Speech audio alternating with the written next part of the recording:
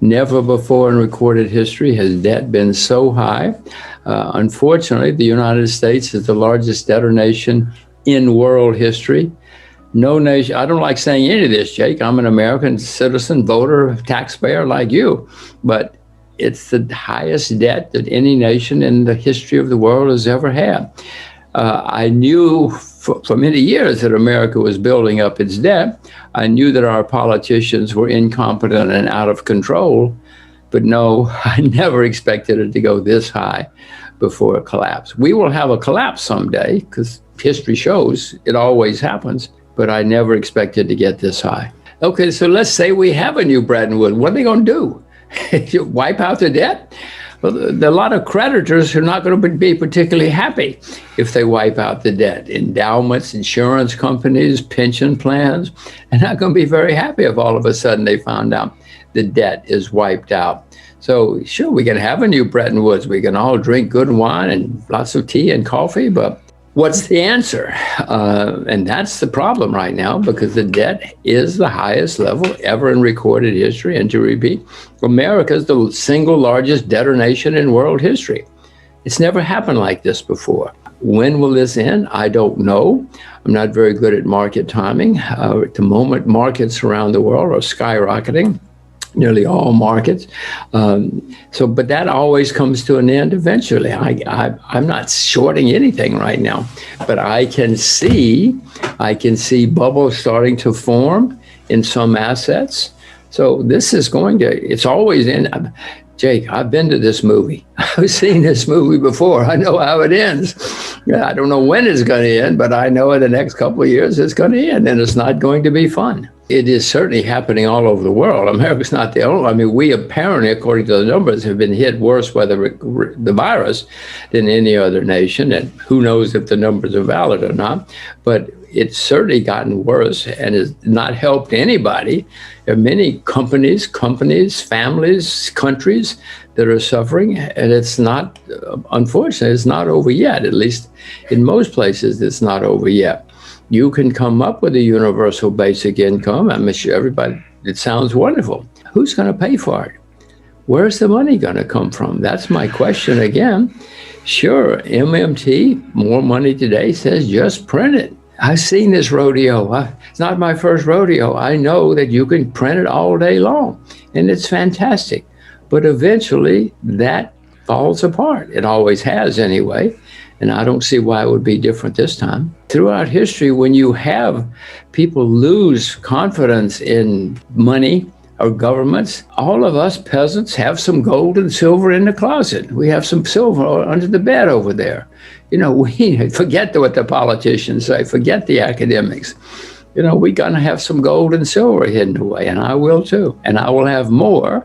I just don't know when I'm going to buy more. The most important things are to be prepared because it's not going to be fun when we have problems next time. It never is fun, but next time is going to be worse because the debt is so high. So what I am trying to do with my daughters and everybody is to make sure that they develop their own personal skills. They both speak perfect Chinese, for instance. So I'm trying to prepare them for what perhaps will be the 21st century. If I'm right, Chinese is going to be an extremely important language in their lifetime. And so that's one of the things I'm trying to prepare them for. It's no good, though, to say to somebody, look, you got to learn to play basketball if they don't like basketball. Well, my girls don't particularly like basketball, so I'm trying to learn as a parent to help them emphasize the things they like. I have been teaching them since they were born that they must save their money. One of the first things I did was to give them piggy banks, 6 piggy banks to be exact, so that they would learn that when you get money, you save it. Money is not to be spent, it's to be saved and ultimately invested. And so since they were little babies, whenever they got money, they learned to go over and put it in the piggy bank. As you know, many people's lives have been destroyed because they didn't understand money. They ran up debts. They didn't have savings. They didn't invest. So the most important thing that I wanted them to learn was money is to be saved and invested, not spent. And I think that is sinking into them. So far, so good. I have learned that cannot do enough homework, research, preparation. There's always more you can do, and you better do it, because something will hit you out of left field otherwise. Belief is not enough. You got to really know what's going on. Don't believe in belief, believe in facts, believe in reality. Make sure you know that you are right, because if you just get passionate or hope or believe something, you're probably going to suffer a lot. So my main advice to everybody is just stay with what you know, and then there won't be too much belief. It'll be based on reality.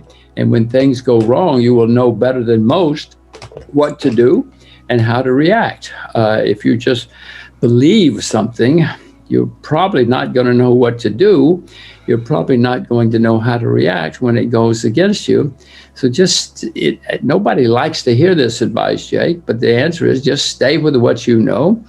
If I told you you could only have 20 investments in your life, you wouldn't jump in and out of things. You wouldn't jump into things that you heard on the TV or something, and you would be better prepared. Because then when something goes wrong, you will know what to do. Simple guy like me who's just researching it, et cetera, will not know nearly as much as you do, because you know, I hope you know a lot more about it, and that's how you become successful. Nobody wants to hear that, Jake. It's too boring. But if you want to be successful, be boring. Whenever there are hard times, people look for easy answers.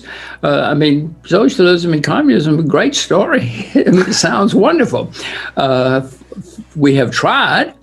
Mr. Marx was around over 150 years ago. It was a good story, very good story. A lot of people liked it, and a lot of people tried it. But in the last 150 years, we have found out it doesn't work, nor does socialism work. So sure, but people who, first of all, don't have the experience or don't read history or don't see what's really happened, love the story. But I can tell you, Jake, and given human nature, since it's a good story and it's an easy story, more people will try it when things get really bad, or try MMT, more money today.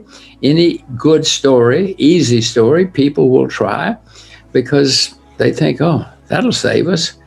Unfortunately, there's no free lunch. This is just human nature I'm talking about. You don't have to go around the world to know about human nature. You read some history, if nothing else, and people will look for the easy answer. And no, I know it's not going to work. And I know it'll make it worse in the end. If you look at America in the past 15 years, people just printed and spent and borrowed huge amounts of money. After 2008, everybody said, okay, this is the only thing we can do. We have to borrow a lot of money and spend a lot of money and print a lot of money. It's the only way to save us. Fools like me said, wait a minute, guys. It's going to make it worse in the end. It's going to make it much worse in the end. It's good to be old. I don't have to worry about how this is going to wind up.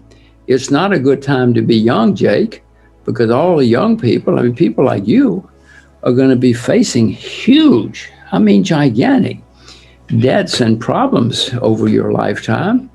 And it's not going to be an easy answer. You may try easy answers like 2008, but in the end, somebody has to pay the price. Do I like it? No, I want an easy free lunch too. Oh my gosh, I want things to fall out of the sky. But I've read enough and been around long enough to know it doesn't work that way.